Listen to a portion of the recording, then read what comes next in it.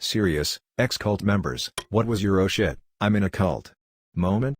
This will get buried, but whatever. I grew up fundamentalist evangelical Christian.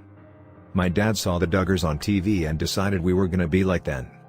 Long skirts, modest clothes, courtships, all of it. My mom had gone through early menopause due to cancer treatment, but that was merely a small roadblock. I went to church every damn day. I was not allowed to question the doctrine. I was not allowed to study for the SATs because my mission in life, per God, was to get married and have babies. I was responsible for the impure thoughts my male counterparts had. It was my job to dress in such a manner that they weren't tempted. I got my 17-year-old ass beat with the belt because I wore jeans to school. I was told that women shouldn't have a voice in their reproductive care, because that's what God is for. So no sex until marriage, no birth control. Also, women who had sex before the holy bonds of wedlock were compared to use Scotch tape. I'm out now. I had sex before marriage. My dad refers to my daughter as a bastard. We don't speak. I'm tapping this out wearing a tank top and shorts. I hated my life in that cult. I love it now. I'm sorry, the religion I was forced into as a kid sounds scarily similar to that. Women are for making babies, no sex outside marriage or you'll go to hell, birth control is a sin, don't dress immodestly or whatever happens to you it's your fault because you were tempting boys, etc. etc. I was mentally out a long time before I could leave. Because I managed to see that friendship was conditional on being an unquestioning sheep, and I'm so glad I saw it early, because it is undeniably a cult. And the reason I was shunned by the only people I knew as friends was, the sheer audacity to ask questions. That's it. I wanted to know why, and because God and the prophet said so wasn't enough for me. They've managed to have a few things pan out. They banned smoking in the 1800s, so when the whole smoking causes cancer thing started, they went aha. You can't deny the prophetic wisdom blah blah blah, but for the most part they are on the wrong side of history, and they never apologize. They can never be wrong. Oh, and don't forget to give at least 10% of your gross income to them, or else you can't see family members get married, which they have very recently reneged on, or participate in things like blessing your own baby, because you're not worthy. And don't get me started on the garments. People, strangers, no less, will literally feel your upper arm to see if you're wearing them. And if you're not, you're instantly treated as either a second-class citizen or a target for conversion, and no matter how many times you ask, they will not leave you alone. You have to do something extreme, a lot of the time, to get them to stop harassing you, and yes, it is harassment. Sometimes that's something as simple as getting a tattoo. Other times you practically have to call the cops. In short, I'm glad I'm out, and I wish my family was less brainwashed. I was in a cult that was run by a family member. It was a small group, and we were to give 100% loyalty to this family member, financial, and everything. It escalated to be my whole life for a good 5 years and I didn't know what normal relationships were. I met a guy and he showed me what love actually is. He told me that this relationship I had with this family member wasn't loving and I immediately knew. Told him everything and was out since then. It was so hard to say I think I might be in a cult, but I did. Blacklisted family member and other members and haven't looked back. I hate to ask, but was the cult relationship with a family member inappropriate sexually, or just all the other stuff that we come to expect from a cult? Cut ties with non-cult members, hand over some percent of your money, pledge blind allegiance to these weird beliefs, etc. Never inappropriate sexually, and luckily that was never apparent in any of the other members either. It was more about finances and manual labor/time commitment, cutting off other family members, and vowing to never speak of your beliefs to any of them. I've talked about this before on Reddit, and was surprised because so many people also went to these schools but had no idea. The CEDU boarding schools were founded by a high-ranking Synanon member named Mel Wasserman. If you guys don't know what Synanon is, here you go. There's about a dozen of these schools and they are still open. Edit, here's the school's wiki. I went to Boulder Creek Academy, 2001 to 2003. They kept all the teachings, but dumbed them down for kids. Every few months we would go through a workshop, called Prophets, where they would do weird-ass fucking things like make one person sit on a mattress in the middle of the room and have the rest of us pretend like it was a life raft, and you have to scream out all of the reasons you have to live and beg for your life. Staff would walk around, going, you live, you die, pretty much all down to favoritism. If you get picked, you get on the life raft, if you don't, you drown, which was a little touchy for me, because my older brother had just died from drowning less than 3 years earlier. But I had to act it out regardless, otherwise I would fail the prophet and I would be pushed back, and then I would be there another 3 months until the next one rolls around. Also, sleep deprivation was a key part. The last workshop was 7 days, and the whole time you have to refer to yourself as me. I don't know how to explain this, but pretty much if you told a staff that you didn't want to do something, they'd be like, "That's right, I doesn't want to do this, but you're me does." This was right before they dropped you off at a mall. Keep in mind, we were all kids who were in the middle of nowhere in Idaho, who have been away from the world for almost 3 years, and you had to 1. Buy someone food, 2. Get someone's address, 3. Talk to someone of the opposite sex, and some other shit. But you couldn't tell other people why you were doing it. Think about that next time you're in a mall, if anyone even goes to malls anymore. You would have approach random strangers and do that, after being shut away for almost 3 years. When you graduate that prophet summit, the whole school, about 60 kids at one time, gathers round the main room in the house. They play this fucking song and the kids walk one by one with a rose, and walk through the crowd and touch their hands and cry and, "Jesus Christ. What the fuck lol." Just clicking on that song to link it made my heart start beating, and really took me back. I can go on and on and on. I was there for 2 years, and this doesn't even scratch the surface of all of the weird shit. When did I find out? Like 10 years later, when I really started thinking about it. It all felt totally normal, and I just remembered friends and stuff. That's the scary part. This was not normal, and to all the CEDU kids in here, sorry, you were in a cult. Just really take a minute to think about it. All of the weird sayings, the agreements, the smoosh piles, the bands, the raps, the jumpsuits, the repetitive music, the scrolls, the workshops, the monitored phone calls, the mandatory positivity letters, the outlets, the peace talks, the inner circles, all of it, and this was all Synanon. That's not even including the prophets, my dudes. I still have my prophet journal around here somewhere, let me update this in a bit. Edit, some other things. Disclosure circles. We had a thing called raps where we would sit in a circle for 3.5 hours 4 times a week and just share, or get yelled at, or have to rat other kids out. Disclosure circles were like raps on crack, and they lasted up to 6 hours. That's where the staff would have to share stuff about themselves too. I learned that one of the staff fucked an unconscious girl who drank too much, so that was nice. None of the staff there had any kind of certification or degree or was qualified to teach therapy to kid. I don't even think you had to have a high school diploma, and this was North Idaho, in the middle of the woods. At the end of the 5th prophet, staff and your friends would hold you down as you struggled to get up, and it would give you this weightless feeling, and they held you up to a light afterwards.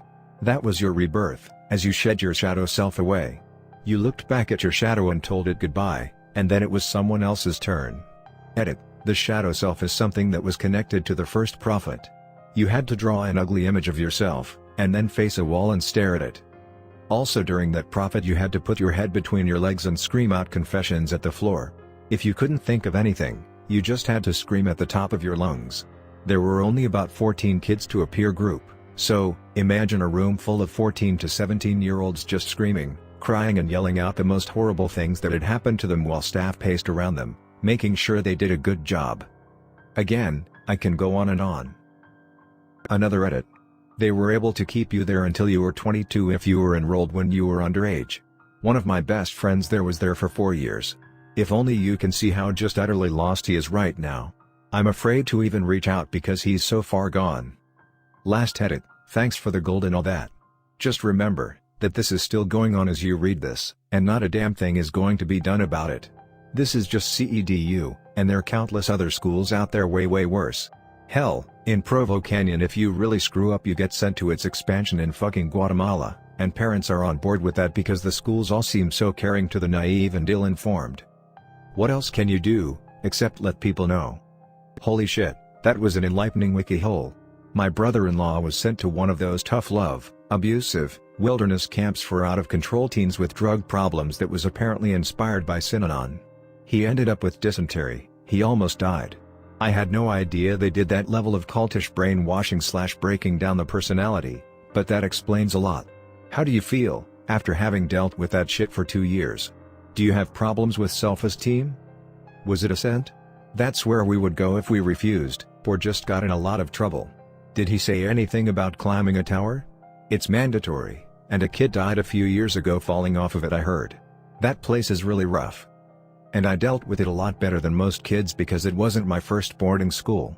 My mom must have seen Dead Poets Society, and was just determined to make that me, because I got sent a place identical to it and just failed miserably and was abused a lot. So, I purposefully got myself kicked out, and just came back traumatized and pissed off, so, I got sent to CEDU. And oh yeah, my self-esteem is totally fucked lol. Luckily I'm that creative type and cope with a self-deprecating sense of humor, so I have way too many outlets and I'm the funniest person I know, so it's all good. South Korean cult. I attended but thankfully didn't join in the end. I had just moved to Korea at 18 years age and didn't really know anyone. I was just starting to learn Korean, conversational, but still low level, and didn't really have a lot of friends yet. Someone invited me to go to church with them, and they were really nice and I wanted to meet people. I had a lot of fun at this church. The people would take me out to eat, help me with Korean, and even help me with my homework/test prep. It was 100% the nicest church I've ever visited, and I felt like I had a place to fit in now. This is how they suck people in. Also, there was a female pastor who was super hot and would sometimes let people, always younger men, stay with her if they needed a place. I always wondered if this was an intentional tactic to try to lure more young men in, because this specific church, one location of many, seemed to only go after men. Eventually they started pressuring me to make myself unhealthy, saying that there was a balance between physical and spiritual strength. I love bodybuilding, so me being physically strong was an issue. They were pressuring me to lose muscle, and try to make myself sick if possible, to make my body as weak as possible. They said if I didn't my soul would grow restless and crawl out of my mouth when I was asleep. I repeatedly said I wasn't interested, but wanted to continue attending this church. This was not acceptable at all. They strongly pressured me to start making myself sick. I stopped going to the church and they waited outside of my school for me, and followed me around for what seems like a couple months. They knew my class schedule and were always outside trying to talk to me. Eventually in the end they backed off, and I never heard from them again. Another guy from the church also got creeped out and left, and we're still good friends to this day. This'll be controversial, and I don't know if I describe it as exactly a cult, but at least within my specific upbringing, nobody thinks you can leave the faith. There are swathes of the world that believe leaving doesn't happen, or even should lead to physical punishment and harassment, like Scientology. You could even die. A lot of people believe you should die. I legitimately didn't even know you could leave it. The media around you is highly controlled, it praises converts to it, especially white, and even people from outside the faith group massively fetishize it, to the detriment of people who don't fit within its orthodoxies. Women have huge amounts of pressure on them to control their bodies, purity culture is rife, abstinence is taught at religious schools, and the craziest thing is again, a lot of people who don't even belong to it protect and fetishize it. A lot of its adherents, to be fair to them, just don't know what their religious figures even did or believed, so often the people leaving it know the darker side of the generally well-packaged exterior that is presented by preachers earning millions and targeting particularly vulnerable people. TLDR, I was raised Muslim, specifically Sunni, slightly more orthodox than the norm, but pretty normal in upbringing. Most people can never openly leave. Googled my cult's name for the first time, which I thought was just the name of the church, and saw many articles about how the leader was charged for raping/sexually assaulting women. I showed my fellow cult members and they told me, the leader, said that all those articles are lying and that we shouldn't believe them. I reflected some more and realized that weekday services at 4 a.m. and Sunday services that lasted 7 hours were absolutely not normal. Edit. Damn, since this blew up I hope nobody I know finds my Reddit profile lol. That's pretty much a lifestyle at that point. I get up at 4 a.m. to hike for 10 hours. I guess that's not normal either, but no one is telling me to do it. I was born into Scientology. Even though I internally questioned a lot when I was younger, I had learned very early on not to actually question anything. My aha moment was when I was ready to go on to the next step, and one of the other members, who not so surprisingly is also an ex-member now, asked me why I was planning on doing what I was doing, and my answer was it's what's expected of me. I went home and really thought about what I wanted and realized I didn't actually agree with most things in Scientology. I started to process to leave shortly after. I had to leave the right way since my dad and sister are still very involved and I don't want to lose them from my life. Edit. So I wrote this comment and went to bed thinking I would get a few votes but not so many questions. So I'll answer the what is the right way one here and as many individual as I can over the course of the day. Sorry to leave you guys hanging. Now this all happened 15 years ago, so I'll do the best I can, but there is some info I just don't remember, or remember incorrectly. So leaving the right way depends on where you are within Scientology. There is public, who go in, donate, take courses, go to events, but are under no contractual obligation. Class V org staff, the place most public go to get their services done, and those on staff work there. It's more like glorified volunteerism. You are typically under either a 2.5-year or a 5-year contract, and you're expected to work at least 40 hours a week. When I was a senior in HS and told them I couldn't work all those hours, and it was insane the amount of pressure I had put on me to drop out of HS to go work for them full-time. And by full-time I mean MF 9 to 10, Saturday and Sunday 9 to 6, and there would be events for the public on a lot of Saturday nights that would go until past 11. I did not drop out of school, but it was a point of contention the entire time I was there. The Sea Org, this is the highest level of commitment within Scientology, and within it there are more levels, but I don't know much about it since I was never in. I do know that you have to sign a billion-year contract, you get housed and fed on their dime, but the rooms are essentially closets with a bed and a dresser. No real personal space, and would sometimes make about $50 a week. For working 80+ hours a week. You didn't really get time off. If you were there, you were expected to be available for anything since you really had no other obligations. So how I left, as I stated above, I was on staff at a Class V org, and when you do that you don't pay for any services you get. So I had finished one of my services, and was talking about what the next one I was going to do was, when one of the other staff members asked me why I was choosing the one I did, and essentially I had already started down one of several different paths, so my answer was basically it's what's expected of me. When I said that, he told me to go home, and think about what I had said. I did think about it, and over the next few weeks started opening my eyes to things that were happening, that I didn't agree with. I realized that I really wasn't happy, and that wasn't what I wanted to do for the rest of my life. So I decided I was done and was going to break my staff contract. I don't remember who I told, but they started the ball rolling right away. You need to have a leaving staff sec check, basically a super intense, very expensive exit interview, that takes days or even weeks to complete. Once that is complete, you're supposed to essentially make amends with anyone you feel you have wronged by leaving. Then, to get back in good standing, you have to pay your freeloader debt. So any of those services I told you were free while you were on staff? Well, now that you're off of staff you have to pay back the org for them. And it can be thousands of dollars. My dad paid for my sec check, because I said I wasn't spending any money on them and he wanted me to be in good standing. I had some money saved up from when my mom had passed away, and used that to pay off my freeloader debt. Trust me, I wish I hadn't done that. But then after that, I essentially make sure to not say anything bad about Scientology around members I know are active. As far as my dad is concerned, I still think highly of SCN, but that it just isn't for me. I think my sister knows better, but we just don't talk about it. I've been out for just about 15 years at this point, and I still get mail, I still get phone calls. It is still awkward when I see Scientologists I used to be close with, but I am much happier now. I love my life that I have made for myself. Most of the stories you hear of people escaping and needing to hide etc. are from the Sea Org. I really don't have experience with that to know how difficult it must have been for those people.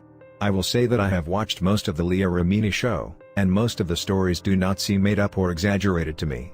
I can see how a lot of them would have really happened, and it's extremely unfortunate that others don't see the abuses happening right under their nose. Etta 2, thanks for the silver.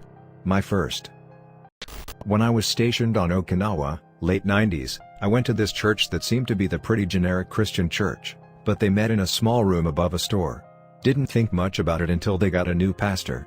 They owned a house in town and always invited everyone over for some cookouts and Bible study. The new pastor was actively encouraging the enlisted service members to move into the house and get the housing allowance to support the house. Then he wanted to see our LES, think pay stubs, to ensure we were supporting the church enough. I think the final straw was, when they started taking attendance for their 7 days. Yep, you were expected to attend some church thing 7 days a week, of services, and trying to shame anyone that didn't make it to something. I didn't tell them I wasn't going anymore, just stopped showing up. They knew where my barracks room was, and sent soul savers to get me back to the church. The last time they talked to me, they again went with the shame route, that no other church would get me into heaven, and I told them I think they proved I made the right decision. How do they have access to base? Other service members? Yes, they had other military members who were in their church drive them on base. When the second guy took over, Their soul saving became way over the top. They would go to all the barracks and knock on every single door to recruit new members. When I told them I didn't think that was allowed, so wouldn't do it, the pastor said I had to decide whether the military cared about me or the church. I think abandoning their church was the best. And I know they weren't the only church doing things like this across multiple bases.